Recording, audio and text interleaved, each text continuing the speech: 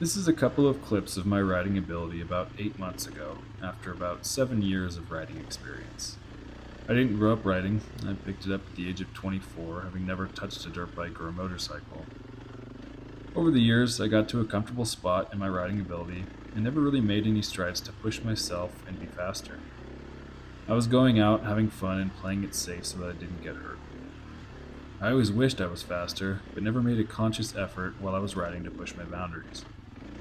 I struggled with turns, braking, technical obstacles, and taking the risk of riding faster because of the fear I would crash. I was in a self inflicted plateau. When I entered my first race, I figured I would sign up for B class. I had been riding about 7 years, and maybe it was my ego talking, but I thought I was decent enough to keep up.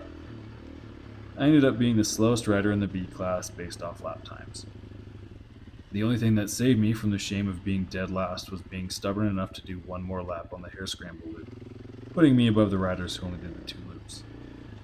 The shame and disappointment lit a fire inside of me because I was nowhere near the rider I thought I was. I wanted to keep racing, and I wanted to be faster, but most importantly, I did not want to come in last again. So I did what anyone would do and hit up YouTube University. Fast forward 8 months later, and this is my current riding ability on those same trails. I'm by no means an A-level rider, but that's not the point. The point is I'm making progress and improving a little bit each time I go ride.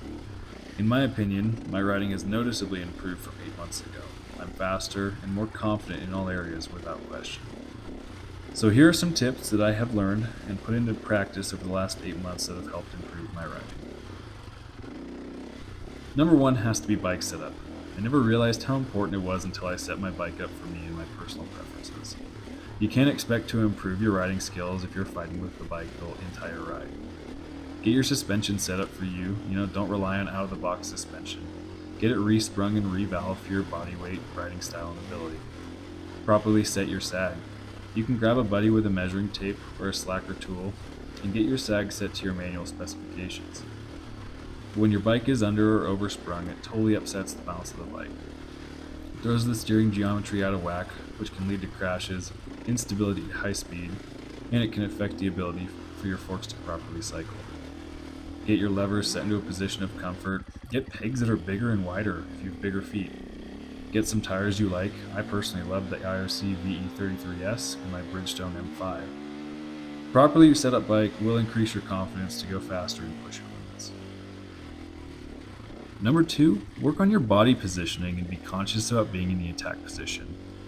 If you don't know what the attack position is, look it up. There are plenty of videos about it. But basically, be in an athletic stance. Knees slightly bent and squeezing the bike, weight over the pegs, straight back, elbows up and out to your sides. Now, if you're doing an off-road race, it's unrealistic to think you're going to be able to hold this position for 3 to 4 hours at a time. But when you're out riding, at least practice it as much as you can, and if you can't be in the attack position, at least stay standing. There are times when sitting down is warranted, but try to stand as much as possible.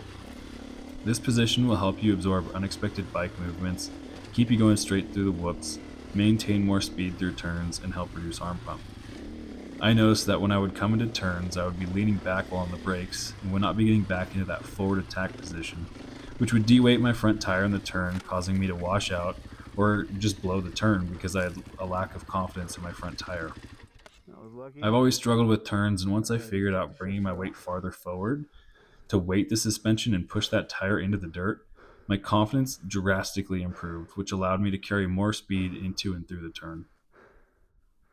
Number three, speed is your friend, but braking is what's going to save you. Our first instinct is to slow down when we come up to an obstacle we either weren't ready for or prepared to hit. A lot of the time, getting onto the throttle will actually save you in these situations. Say you come around a corner and you find a big G out. Instinctively, you want to slam on the brakes. But a lot of the time, a twist of the throttle will let you pick up the front end and just glide over the G out altogether.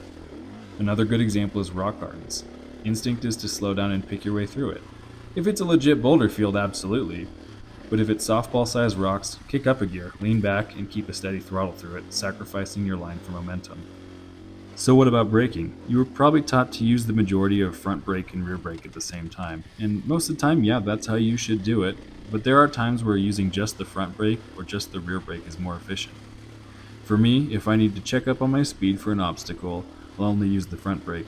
It's quick and I don't have to move my foot.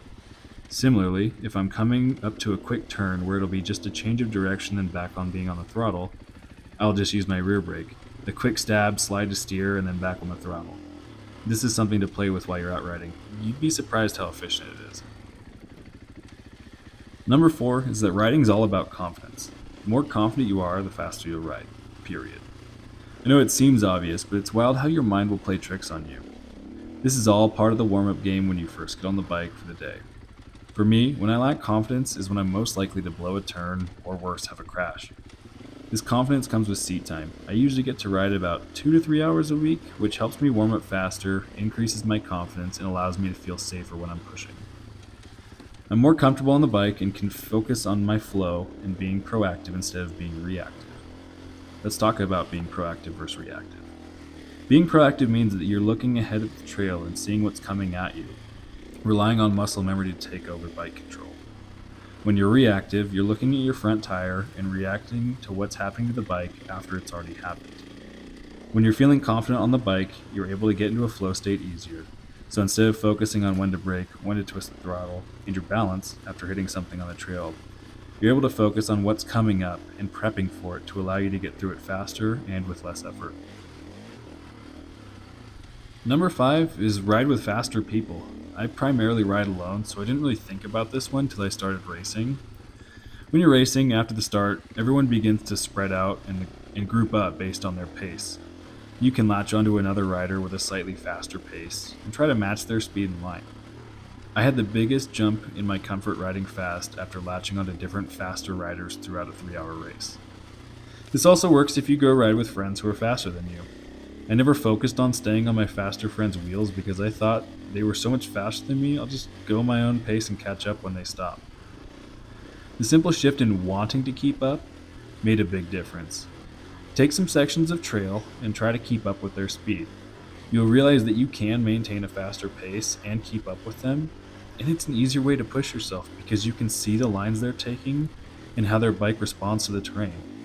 This will also open your eyes to the fact that some of the things you're nervous about, you really shouldn't be. We'll also show you that speed can be your friend. I hope you guys found this useful. I'm in no way an expert, and this isn't meant to say that in-person training isn't the best way to get better. This is just how I pushed myself. Also, if you know of any good trainings near Reno, let me know.